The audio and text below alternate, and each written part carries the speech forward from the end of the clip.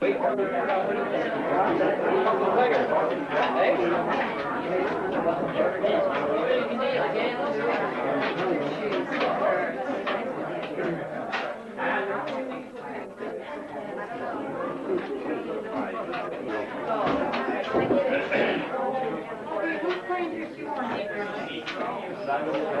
have 15 too.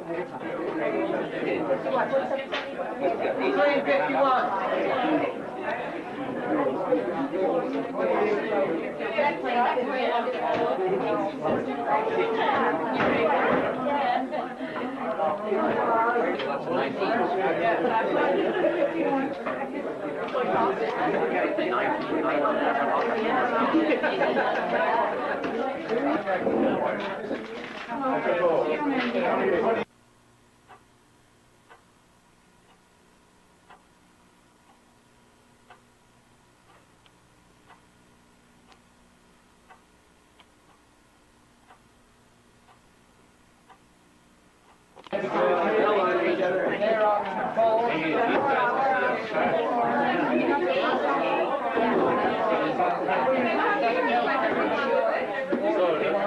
I tried it a couple of times. So you got some problem there. That's good. And we'll keep her same burden around night.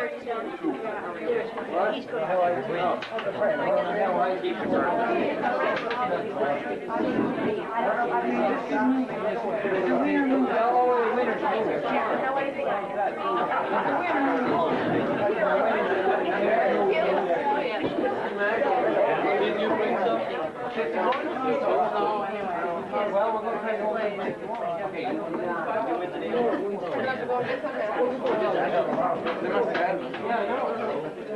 You're not? 5 games to 51. How many?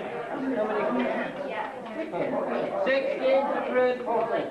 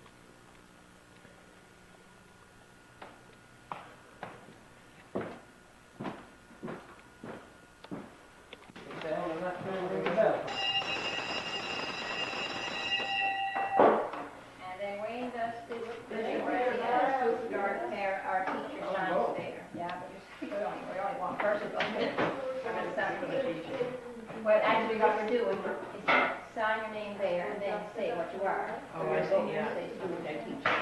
Well, this is a school we got from Glenville, that you'll be. Oh, it wasn't the one that, No. no, that wasn't it. Yeah, this is the one at 20 drops. It was, yes, that's right. Yeah. Yes, this is the No. one. Unless you'd like to. Yes. The one here, that was 84, 5,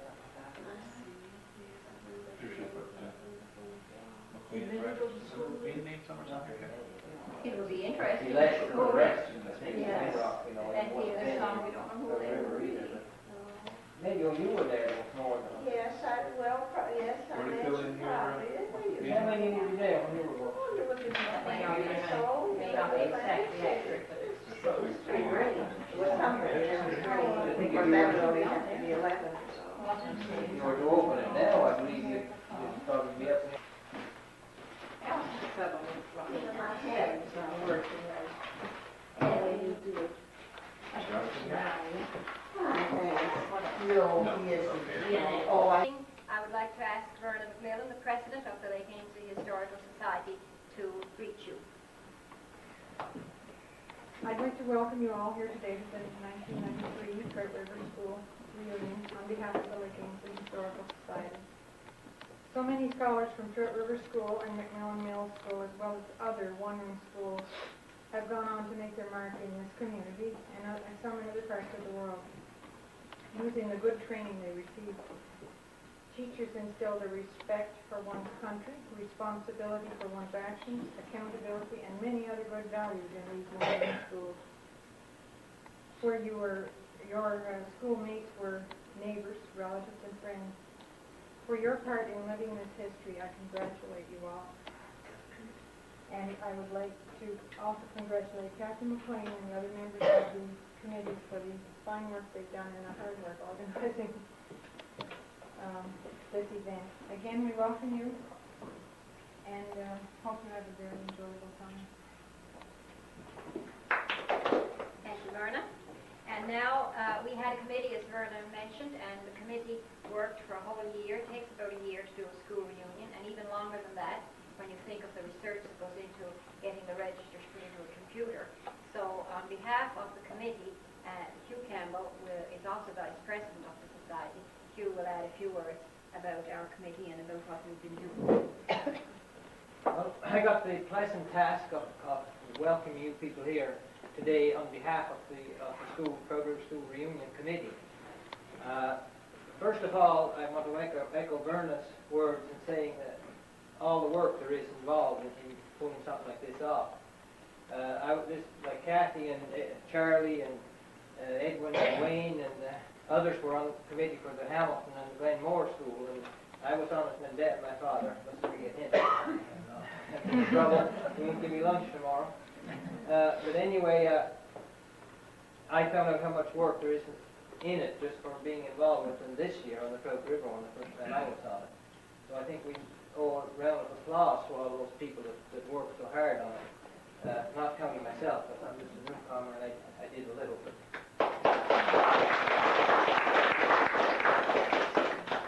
now, I imagine you all have stories in your minds of pleasant things and funny things that happen in the school over the years. I know I have a few, and I think there'll be a time where you can relate to those later on. I'll just run through one now, just maybe it'll get your minds triggered and you can start thinking about things. It was a well-kept secret, really. It involved DJ and myself. And it was the last year I was in grade 11. And DJ had completed high school the year before, so he was out and he was spreading his wings. And he had his license, and Jack had bought a fairly new truck, a red 51 Fargo. Probably you remember dashing by. And so one evening, DJ picked me up shortly after I got the truck, and he said, "Let's go for a drive." He said, "Show you how good it holds the road." So we're sailing along pretty good, just coming around the turn at Jamalek's, and he lost. Off the road, over the ditch, into the schoolyard, over flat in the lilac bush. Now, DJ was okay, he didn't have to go to school the next day, but I did. So when I got to school, I think Aunt Margaret was substituting at the time, and I got to school, everybody was looking at the lilac bush and the marks in the ditch. And I just kept quiet. I wonder who it was. And I know it's mentioned that it might be little Jimmy. I think he was home at the time. Early Charlie, but anyway, the secret is out. So I went for a few rides with DJ since that, and we stayed on our wheels most of the time. So I want to welcome you all here, and I hope you'll enjoy the whole weekend as well as the reunion. So thank you all. Back to Kat. Thank you. As I said, those of us who made up this particular committee, most of us served on the Glenmore School, which was the Twin Rock Valley. That was the smallest one. I guess there were what, Charlie? There were 20 some, was that one? Or maybe still that. And then we knew that Hamilton would be bigger than that, and Trout River would be about the same. So it's been a lot of work. And the people on the committee were, I chaired the committee, Charlie chaired the first one, and I chaired the last two. Edwin and Wayne worked on our committee from Halifax. They did the computer work. The booklet that you have in your kit bag is a product of what Wayne and Edwin have done, and they have worked really hard to get that together. You contributed many of the little stories that are in it. We're sorry, Florence, that we don't have your little story because it came too late because we had a little trouble finding out where you were. We have Thank you. Mary found you for us. However, all the other little stories and comments are contained in your booklet. Those of us on the committee, along with Edwin and Wayne, were Ian McDougall, and he worked a lot from his end in Stellarton as well. Hugh, Donnie McLean, my father, Edward, Charlie, Peter McMillan, and of course Vernon serves on all the committees as president. So we met from time to time, we got the letters out that you received, and it ends up, this is the culmination of it. And for me, I guess, although I worked on the other two, this one is my reunion because I went to school in Trout River for 11 years, counting the primary grade, and Marie and I, where are you? We sat together, and we kind of wondered how we ever learned anything, but we talked a lot. So, anyhow, I wrote a little bit about that in the booklet, too. They say today in education that you must be open and you must share a lot, so we must be very well educated, Marie, because we were very open and we shared a lot. So, it's for me today, this one is the highlight. And of course, as we think back, there is sadness among many of us as we think of students who are no longer with us, and also as we think of two in particular who really wanted to be part of this reunion. One of them is the late Colin McMillan, who heard about it before his death last October, really wanted to be part of this, and even, I think, Mary told me, had planned a McMillan reunion to coincide with it. That was not to be, and we think about Peg Esterbrook, and some of the older folks call her Margaret Finney yet, and I heard Charles Neal mention the other day, well, it's a shame that Margaret Finney can't be here. And we think of her in her sickness, and Peter will be doing more on that when we go to the school, the site of the school where all of you attended, and then your thoughts will go back to those who are not with us. However, we carry on. And now, as we continue with the orientation, I thought it would be of interest to call the roll, which is always done in school, and this will give you an idea of who's here so far. And so I'll call the roll of those who have registered, and just say present, or maybe if you even stood up, it would give the people who may not know you a chance to see who you are. So we will start, as we used to do in school, Mary A. Campbell, Josie Ross, Christy McKinnon, Lula McDonald, Ian McDougall, Here. Edward Campbell, Karen McLean. Karen has the distinction, you'll hear a little more of that, of being the last student to be registered at Trout River School. Ann Matheson, Janice McLean, Hugh Campbell,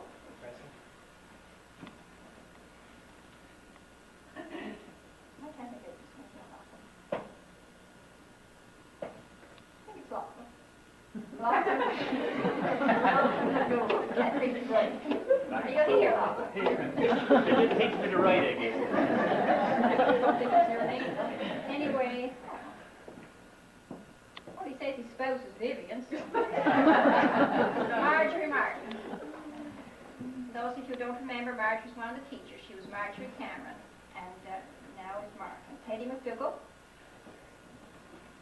Rosa McKinnon, Kay McKinnon, Myrtle McDougall, Lawrence Forward, Mary McLeod, Charles N. McDonald, Here. teacher too, as well as Edward Campbell, Marie McKinnon, Jessie McDonald, Kathleen McDonald, John J. McLean, Jimmy gone? Yes. He registered, Jimmy McLean registered and gone. And myself, Peter McMillan, Florence Borders, Janet Matheson is gone, and also Stephen, her son. Mary McMillan, teacher. This is Mary McMillan McCauley. Okay, and Mary Matheson, McMillan. Georgie, and DJ, you just got your word. Yep. Okay, and the spouses we have here, spouses of friends, Donnie McKinnon. Donnie? There you go. Earl, I guess, not here yet, Kathleen, is he? Okay, she registered, I was not here. And Jimmy's wife Peggy is gone too. Verna McMillan. Here. Paul Broders. Here. John C. McKay. Philip has gone home too. Frank Madison. Here. Yep. Kathy's not here either. She registered. Vivian. The other fellow that came with the one I couldn't read. And Aggie. McDougall. And Alfred Forward. And I see Donnie McLean and his two daughters are here. If you go, all of you stand. Donnie McLean and his two daughters, Kimberly and April. Georgie and Peter DeVries. And Danny McIntyre from Port Hawkesbury.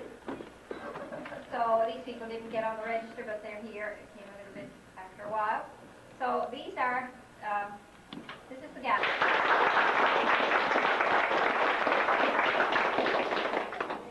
Now, does anybody else have a little story or a little thought or of your days in school? I have to tell you this, you know, when we had the Glenmore reunion, because it's closed sooner, we had older people. Moved on in charge. And as soon as the teacher was out of sight, we had a nice square there.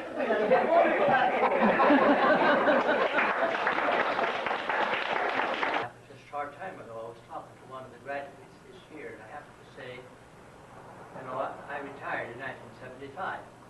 And he said, I was born in 1975. So, the memory that my brother has, everybody knows my brother's memory, and his love for history. So what I recall is, I think maybe the only test I ever failed in my life. I was in grade 10, and I hated that English history was a passion. And Jessie and I were having a test. I don't remember whether Jessie passed or not, but I know I didn't. And when Eddie handed me back my paper and I failed, I cried. Anne and Rosa were getting ready for provincials, and I was smaller than that, you know, small. But the teacher, again, used to go home to dinner a lot. And those were the years when the teacher could do that without a lot of makeup happening. Not seriously, just a coat and wall. But anyway, the teacher was gone, and they were busy. They had their books on 3 chairs outside, and they were busy studying. They had the books open on their lap. For some reason or other, I decided I was going to run from some point and throw myself right over their lap. Don't even if you remember it. I kept on doing it, and finally Rosa spanked me. So DJ and I used to get the job, I don't know what grade we're in, 4 or 5 or something, to go for the water in Norman's Brook. So we'd go, we'd be away a long time one time. And this year there was a big anthill there. We used to tear it apart every day before we get the water, and put the ants to build it up. We did that for a few days, and then one day we were there quite a while, and DJ got taken short. So we went in the bushes there for a few minutes. Came out, he said, I got a problem. He had the bib overhaul, so we had a lot more than that. Of course, the braces were in the wrong place. So we had to take the overalls off and wash them in the brook. Nice sunny day, then we had to wait for them to dry. Needless to say, we were gone quite a while. We got quite in talking to it was Uncle Lady, Lady Campbell, my uncle, was the teacher. And I think we were cut off from going for the water then for a while. I drove river for so many days before I went to the school that I was hired. And that was the beginning of my teaching. The rest came later on through time. And I was there for probably a week, I think, if I remember recall. And the second day or the third day after I was there, the second day, I guess, Edward had some business, so he left the school and he left me in charge of the whole group. And I got along fine, but I couldn't do anything with DJ. He absolutely wouldn't believe that I was in charge. Any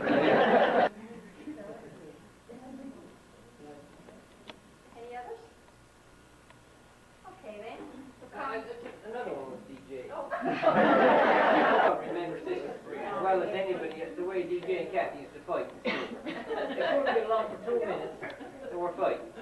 And one day Kathy tore the sleeve of his coat. And I guess they must have fell in love after that, because it's been a going concern ever since.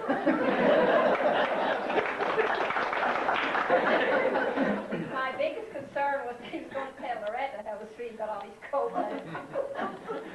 That we'd pick a representative who went to the Macmillan Mills School.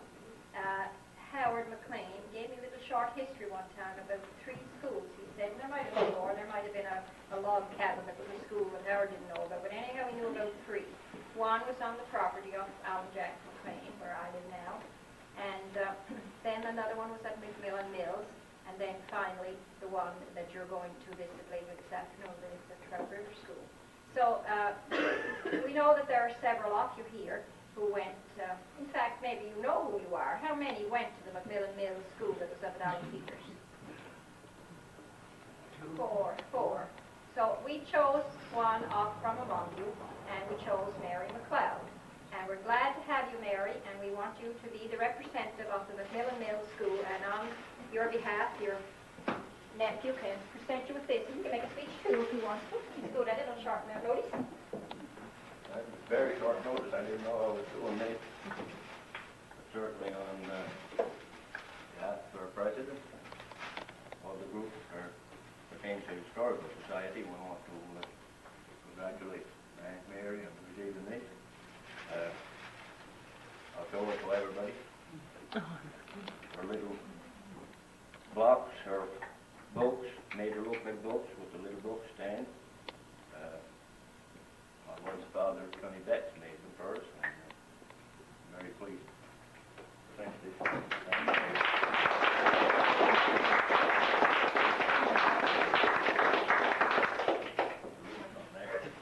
You can make a speech. That's a long time ago. Can't read the books, but anyhow, they're enormous. Very nice. Thank you very much. Charlie has a little presentation to make now. It gives me great pleasure on behalf of the group to make this presentation to the youngest pupils, we could say, in the Trout River School. And this is similar to the desks we used to use, but the one that this particular pupil used was a little different. We had a kind of a gate on the side of it here. It was just an impossibility to keep her in it, you know. And we went looking for it. It was on the shelves up on the wall. However, it gives me great pleasure to present this, and I'll read as follows. Karen McLean, last student enrolled in the Trout River School in 1965. And I will also add, it was my pleasure to be Karen's teacher that year. Karen.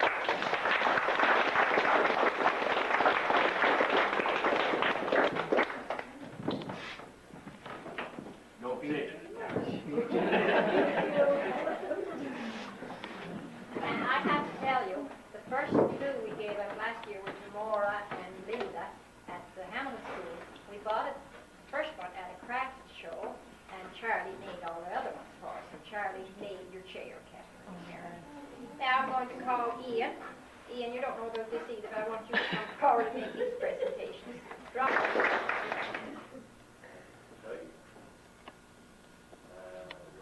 Oh, yes, here's another good one. Very recall. I never had the opportunity to go into your school. I guess I was too old at the time. Are your pancakes tomorrow? George and Peter. And I have to tell you that the maple syrup is this, and it's donated by Patty Spicer, and she always gives us something for our festival. Madam Chairperson, first time I had a chance to address you. President, fellow teachers and pupils. If I was going to say all I know about Danny McIntyre, I'd keep you almost all the afternoon, but I'll just say a few words. He has been associated with education in Inverness County for about 25 years. And during that time, there were many changes to place in the system. I remember when I started going to school, there were about 7 schools in the district of East Lake Ainslie. And it seems the idea then was to bring the school to the pupil. But since that time, it has changed so that now the pupils are brought to the school, to the building. Daniel was very active in setting up the new system. He worked for around 25 years, I think, as a supervisor of the maintenance of the school. He was in fact putting into effect what others planned. And I think that he did it very well, and I'm sure he can be able to tell you about it and reminisce a little now. Thank you. Danny.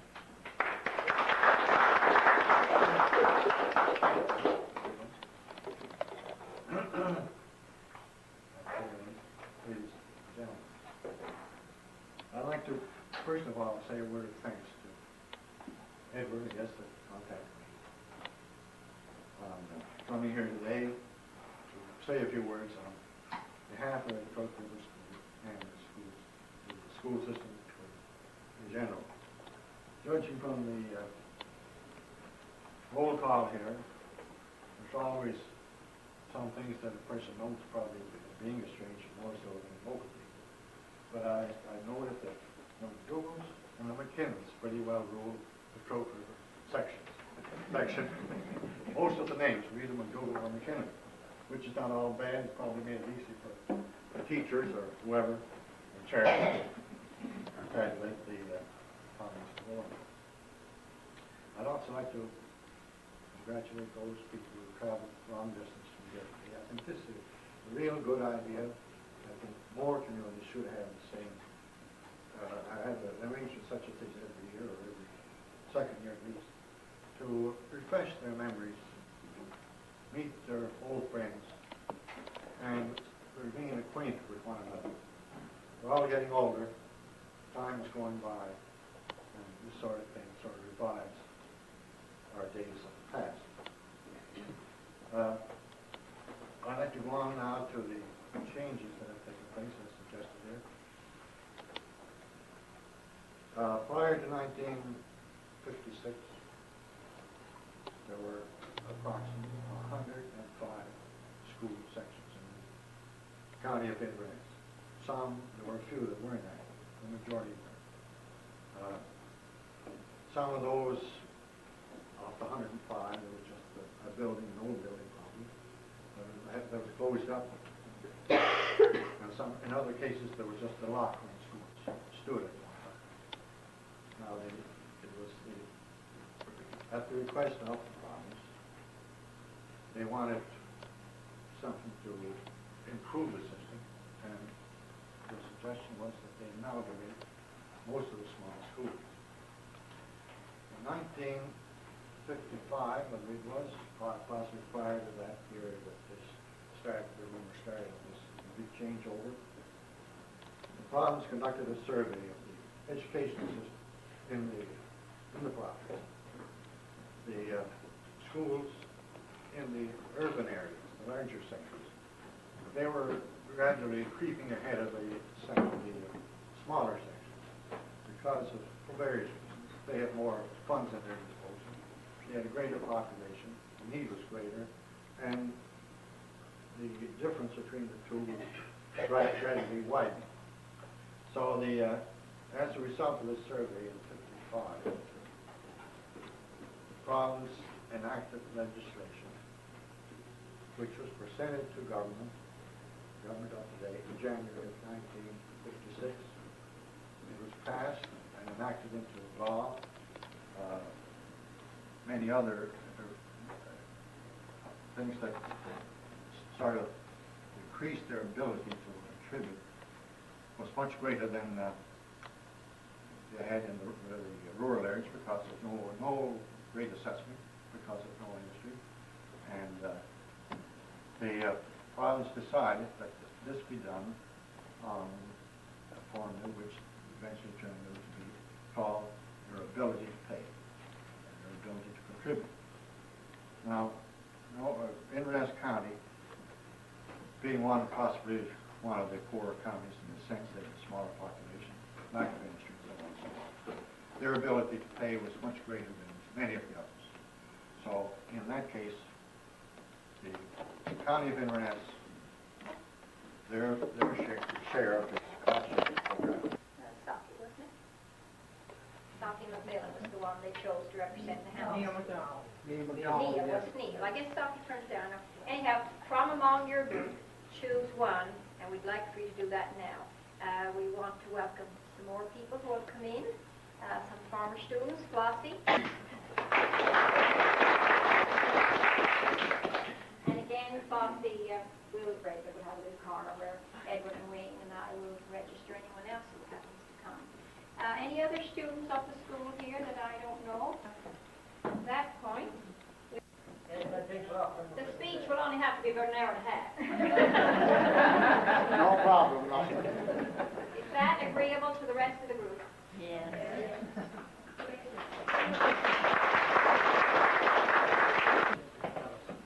Teachers, students. This time, instead of introducing one person, I'm going to introduce a pair of educators in the place of Georgie and Peter DeVries, Dr. DeVries. Now, Peter DeVries, Dr. DeVries, has his roots in Holland, and Georgie has her roots in Newfoundland. And for some reason or some way, those roots became entangled, so that we have a pair of educators, Mr. and Mrs. DeVries. We've known them for quite some time. They came here in 1980, I think, and they spent a sabbatical year, and that's their first winter in Cape Breton. And we're trying to train them to become true Cape Bretons. First, you know, they have to be a Cape Bretoner, you have to own land here, and they own land here. And not only that, they have to build something on that land, so they built a home on it. And now they're going to make a presentation, an educated presentation to you. I don't know what the basis of it is, but you will find out. Georgie and Peter DeVries. Before you start, Dr. Peter, some people are finding it chilly. If anyone feels they want to get a sweater or anything, you want to? I have no other fire here. And former teachers and scholars of Trout River School. It's very much a privilege to have been invited to speak to you. Of course, there will be a small test tomorrow. It seems to be appropriate given the circumstances. Edward, thank you very much for your kind words. It's a privilege to be here and speaking to you. It's also, of course, a privilege to be back in East Lake Ainsley. Several times today people said to me, "Oh, you're home, you're back home for the summer." And when somebody says that, it rings a particularly pleasant bell, because indeed we consider this our home after 13 years of spending time here and visiting.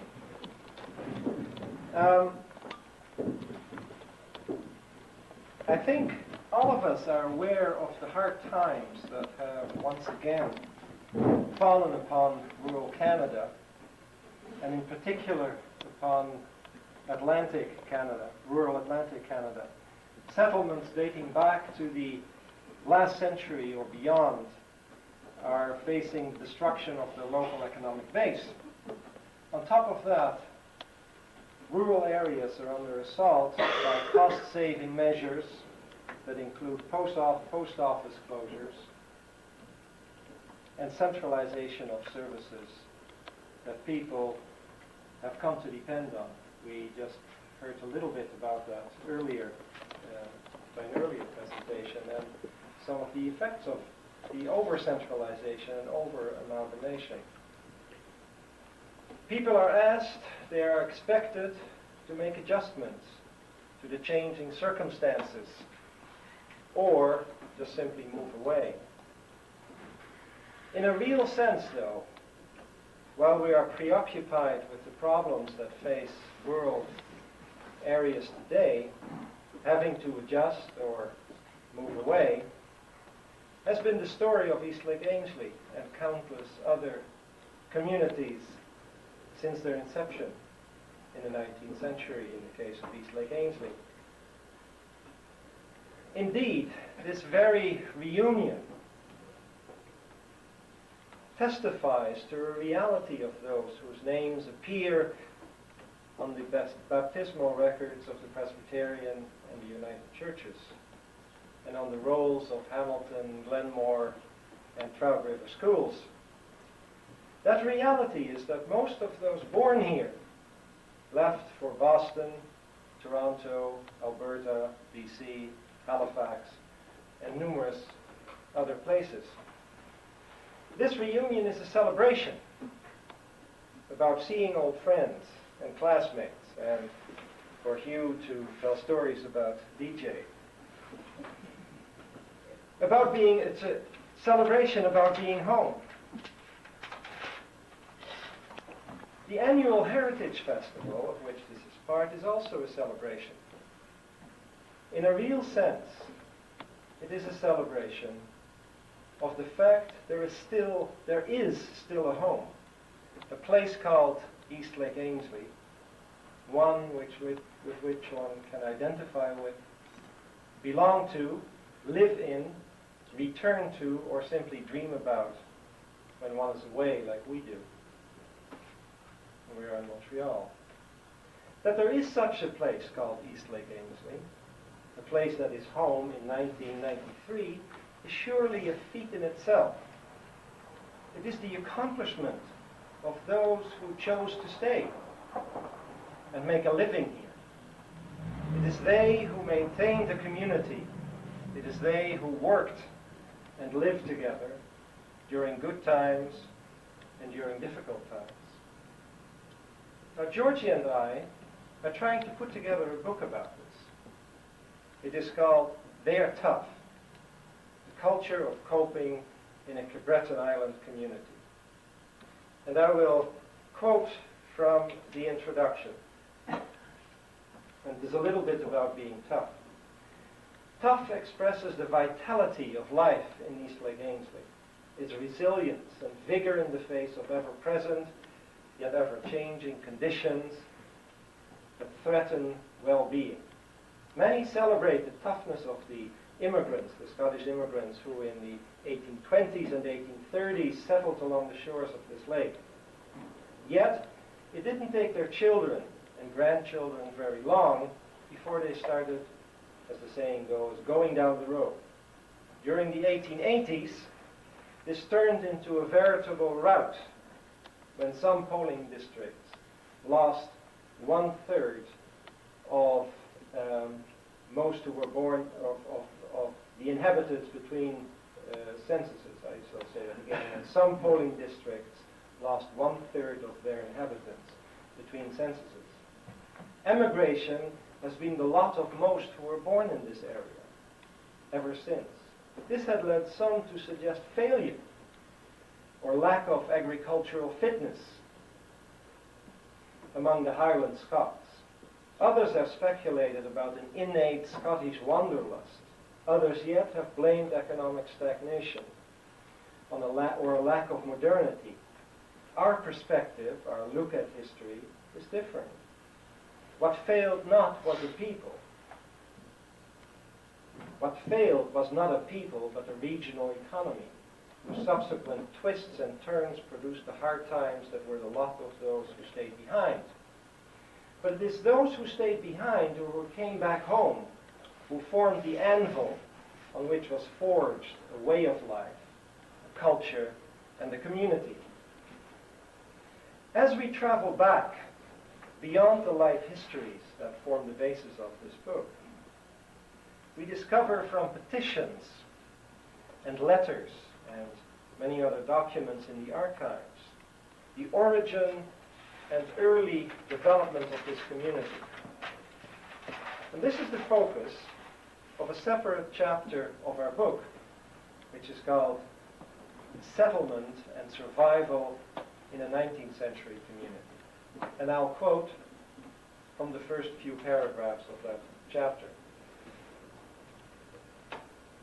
According to a story told and retold to this day, and you'll hear it again, I'm sure, the first two settlers in Eastlake were McKinnon and Robertson. Both were recent arrivals who did not know of each other. They didn't know of each other's presence until one cold day in winter when the ice on the lake was strong. McKinnon's fire had gone out, and he had no means of starting a new one. He went out on the ice of the lake to see who else might be here, might be there. Then he spotted a plume of smoke rising from the shore about 5 to 6 kilometers to the south. You wouldn't have used the term kilometer. He came to shore and found his neighbor Robertson. This is how they found out we were both there, and it grew from that. The story is no doubt apocryphal, but it does serve as a myth of origin. And as such, its value lies not in historical truth, but in its symbolism, that is, to us. McKinnon found out very quickly that he could not get along without his neighbor. Trying to make a living placed him into a relationship with another, thus forming the basis for living together. The story of McKinnon and Robertson is retold again and again during the annual Heritage Festival in Eastlake, as seems proper, for in microcosm it is the process whereby community in Eastlake Ainsley came about following settlement in the 1820s. If the relations of community are forged by interdependence, they are threatened by independence. This appears to be the moral of another myth, another story, one that coincidentally also involves the Robertsons.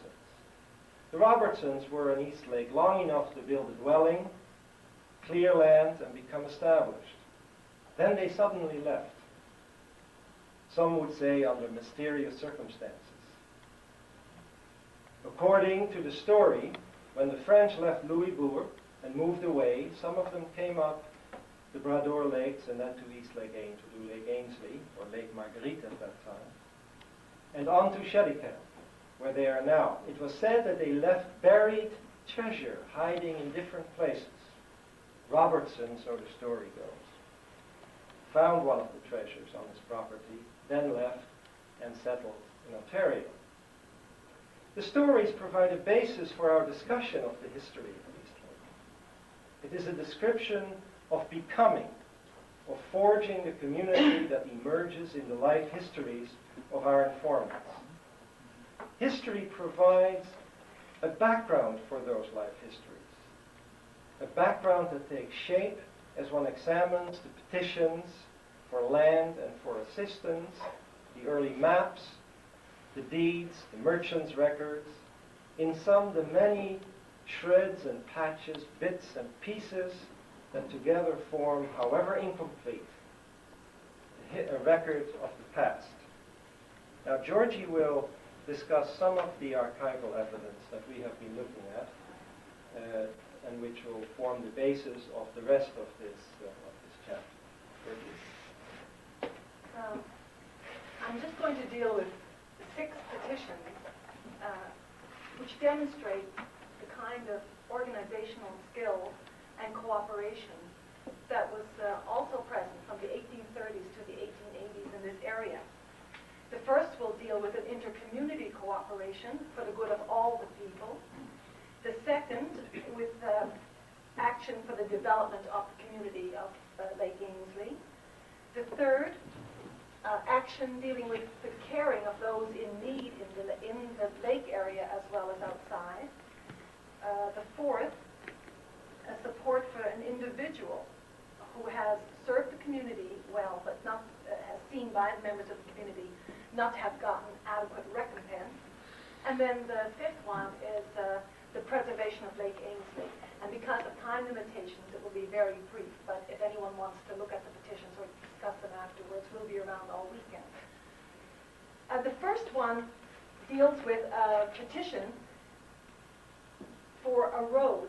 Now, there was a road laid in 1825 between Wakagama and Fort Hood, and £50 a year was given for that, and then more money was put aside to keep the road in good repair.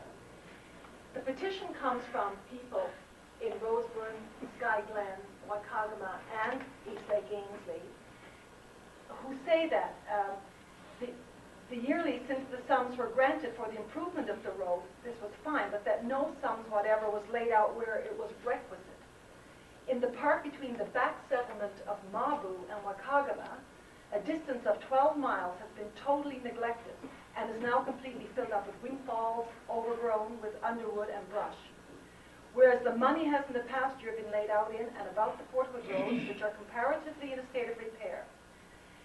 Now, then they say, these petitioners, that there are no persons residing on that road above mentioned from whom statute labor could be expected, by which means your petitioners are denied having a road to Port Hood, although they belong to that township and have to attend courts.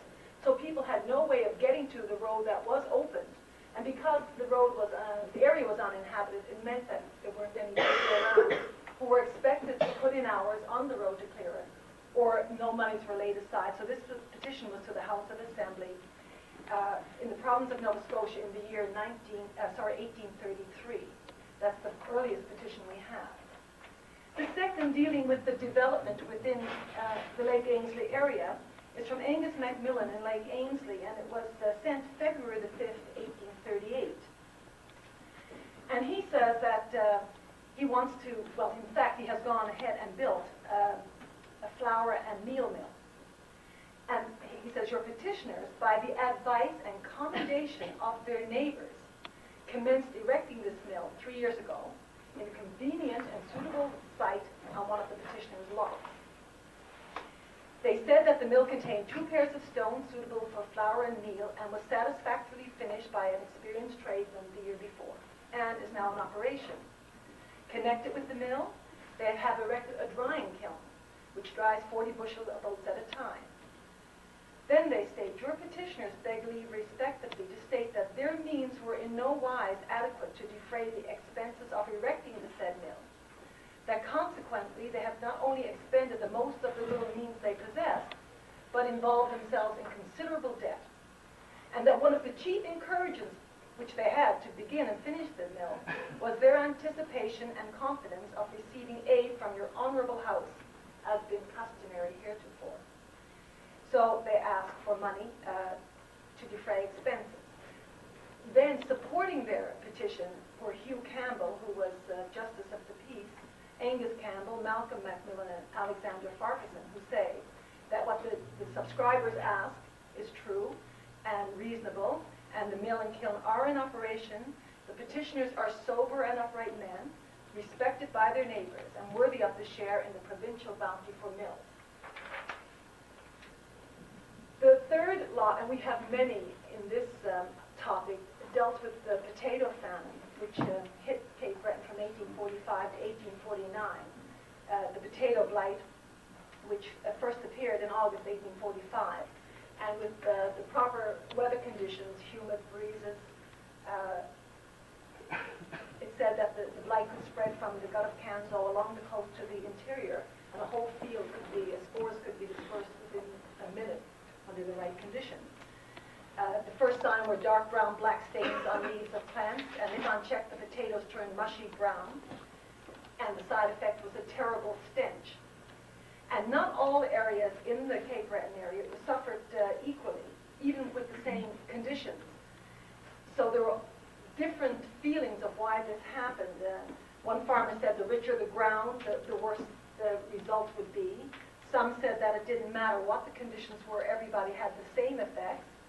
And others suggested it was divine intervention because there was such a high concentration on growing potatoes only. There was actually an article in the Presbyterian Witness in 1851 which said that the potato disease was a punishment from the Almighty for too heavy a reliance on the single crop. The point was that many petitions were sent to the government for assistance during these years. And the government did provide some relief, basically from road money. And they hoped to get that back the following summers by having people work for free on the road. And it would be placed under the care of an appointed representative, often a local clergy or magistrates.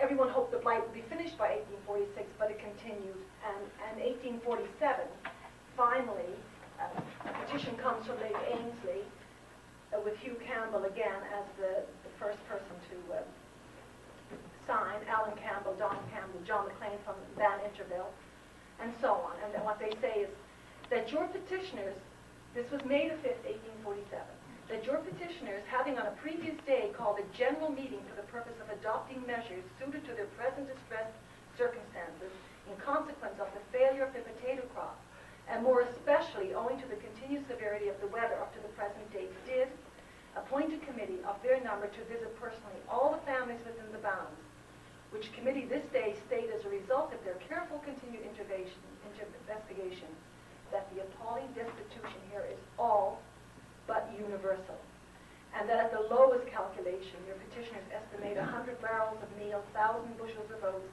and 1,000 bushels of barley as requested. And what they also said is that even when they get the 200 pounds that was given to each area, to their county, people were so hungry that they couldn't possibly use this money to buy seed. They had to actually feed the people who were in dire need. This petition then, through the organization of the people at Lake Ainsley, was supported by Mr. William Young, who was then representative of the county in the assembly, of Inverness County in the assembly, and he was also the Chief Justice of Nova Scotia. And he says that these men are telling the truth, and he also mentions that the people have exhausted their last remnants of their seed corn in trying to save their cattle.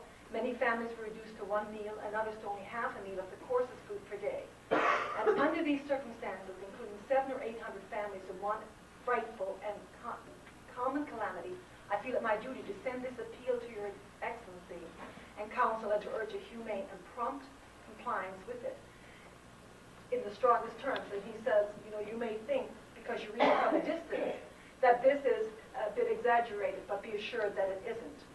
He also says that if the House sees that they must use part of the road money, fine, but knowing how humane they would be, he assumes they won't expect that they will definitely want the road money as repayment. And this goes on and on in terms of the Lake Ainsley, again, asking for help. One of the statements is that we have ascertained that among the 300 families, it already has exceeded 247 families affected, that of these families, 31 are in defensive aid, that of cattle here, 283 have died this spring, 9 horses have died, 1,432 sheep have died, and 54 pigs. And this is again backed up by people who support the petition that I don't have time to go into, but they do mention in sending them, sending the meal or the monies, they choose a person, and one of the people they asked to send them to at one point was the Reverend John Gunn from Strathmore, who would disperse the food throughout the area. And he's the minister, and he writes, Lake Ainsley, June 23rd, 1847. He says, P.S., that in the alarming circumstances for the community, we found it necessary to spend from 15 to 20 barrels of the 100 barrels of meals received on parties beyond the limits of this township's Protestants and Catholics, indiscriminately to prevent actual starvation. So not only were they organizing and making a plan to feed the people within the community, but people who were not members of his church or not members of this particular community as well were helped. Finally, in this, I won't go on with the, because it is getting late, but the petitioners do say in one of the last petitions that we have of the potato famine, after a list of others, he says that in case seed cannot be had and sent in time to send us the money so that we should be able to give them the grain intended for our own provisions, and with the said money to purchase from the merchants for our own use. So the people who had been the key members of setting up the committee to get help said if the money doesn't come in time, they would use what they had, because it was the backlanders the people in the backlands who suffered most. And I have a quote on that. It says, in late January 1848, the freeholders and other inhabitants of the east side of Lake Ainsley reported that 36 families, most of them on rear lots, were destitute. Many of them subsisted on government relief since the fall and needed further aid to carry them through the spring. The petitioners pointed out that they had we money, we could procure in mills and among thriving farmers what would prevent starvation this summer. and that the majority of us who reside in the first concession of lots off the east side are not so badly off this year as the surrounding people.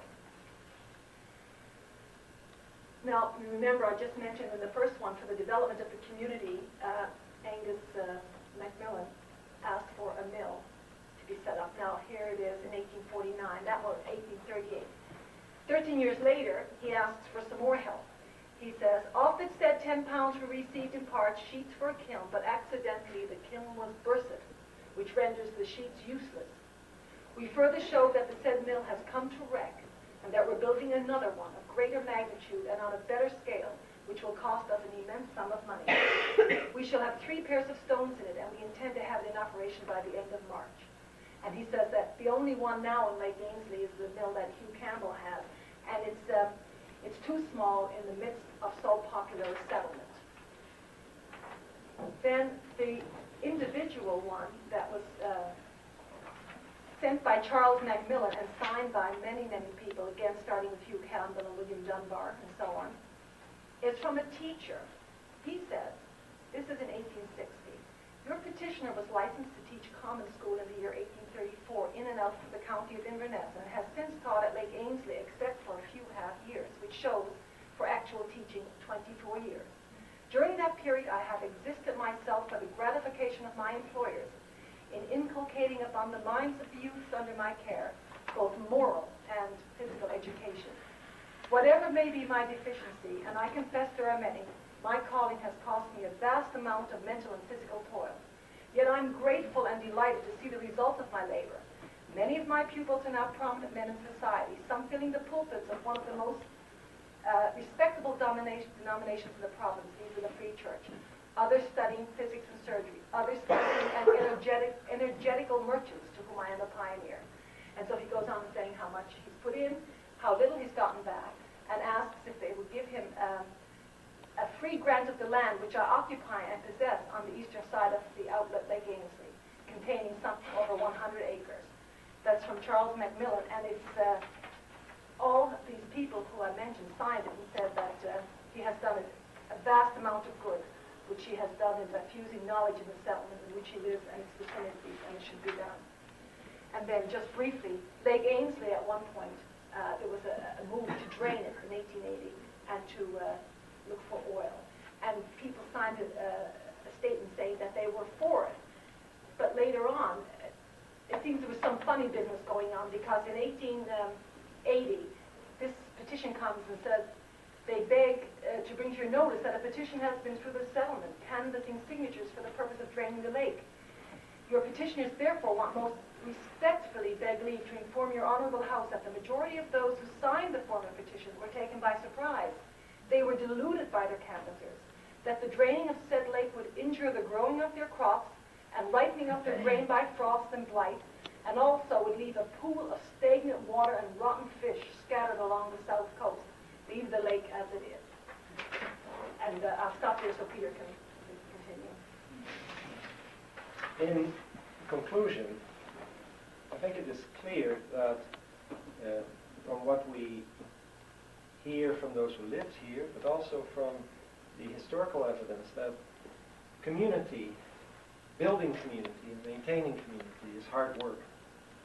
History, life history, and the present demonstrate continuity. People in the 1880s banded together to prevent drainage of Lake Ainsley. In the 1980s, they banded together again, this time to get rid of the Kenloch Dam. Let me just finish by quoting from another part of our book, this time from the preface. In this book, we wish to make a case for the importance of the cultural resources that people in East Lake Ainsley marshal in their responses to externally created conditions. Those cultural resources combined represent a way of doing things, a way of living. They are learned, shared, and transmitted, as anthropologists are fond of saying about cultural things.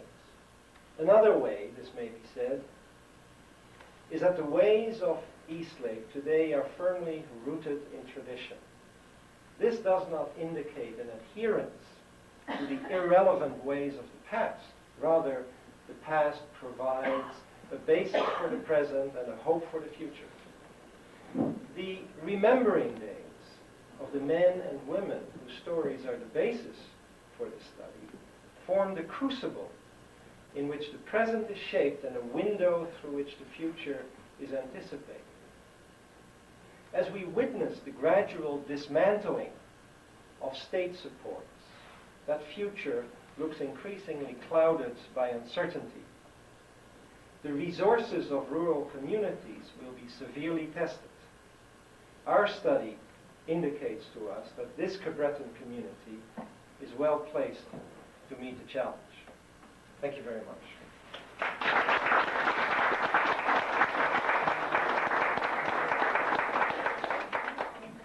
Thank you, George and Peter. I'm sure on behalf of all of you, I extend our thanks for the work that you have done in gathering these bits and pieces of our history and our heritage together.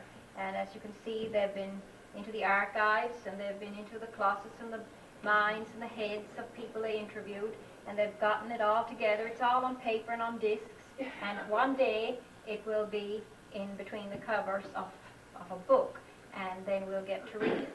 So as we hear the story of our heritage, we have a lot of that to thank. I'm sure some of you have not heard some of those old stories about the suffering of the pioneers as they struggled to make a living, as we still do today.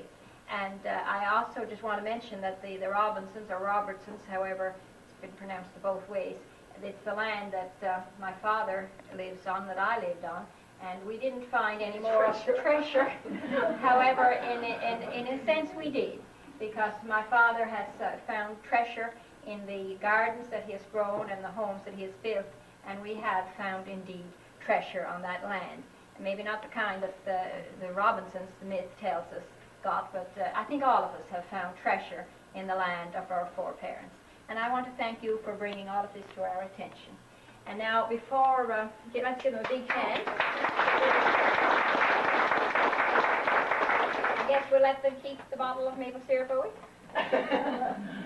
And now, as we get near 3 o'clock, we move along to the last part of what we will be doing together, which will be up at the Trout River School. The school, as most of you know, is now a private residence, and there would be no purpose in going inside it because it does not resemble a school. It's made into rooms, and it is a house. However, the persons who own it are from the New Waterford area, and they have said it was fine for us to go up. They're not even going to be there today. They're attending a wedding, I think, or something. So that they said, fine, go and stand around, have your pictures taken, walk around the yard. Peter will be directing that part of the program, and maybe he has some information for you. However, before we go, I do want to mention that for residents who have attended this reunion from outside the province of Nova Scotia, you will be receiving the order. It's called the Order of Good Cheer. They call it the Order of the Good Times now, officially, but it was when Champlain tried to develop in the 1600s a way of getting the people to cooperate and have a festival and a thing like we're doing now in order to survive in the cruelty of the winters here. And it's called now the Order of the Good Times. That will be presented tomorrow to those who have either or eight who live outside the province of Nova Scotia. You cannot get it if you live in Nova Scotia. So those of you who were students or teachers will be called forward at the official opening. The public will all be there tomorrow at approximately 2 o'clock. We gather around 1 for the official opening. So in the past we found that we kept this as a surprise. So some of the people didn't know that and were not there to receive their certificate. And so we're going to tell you this year. So if you're a student or a teacher from outside the province of Nova Scotia, you do qualify to be called forward to get this order. It's something that the Nova Scotia government gives. Charlie McCarthy, the MLA, will be presenting this. So I just want to remind us that. Now, as we're about to move along, are there any other thoughts or any other needs that anyone wants to speak about? If not, Peter, perhaps maybe you'll give a little instruction. I have no knowledge of what's going to happen next except what we're going to do. So Peter will tell us about it. I'm keys away from the school and still trying to alert the traffic because when you go over there, they come right on the school very quick. So I expect that, well, we should try and go with a two-car if possible. And I don't know what's going on, but it'd be kind of nice to get there around there for a little while. Okay, so if that's all right with you, maybe if we could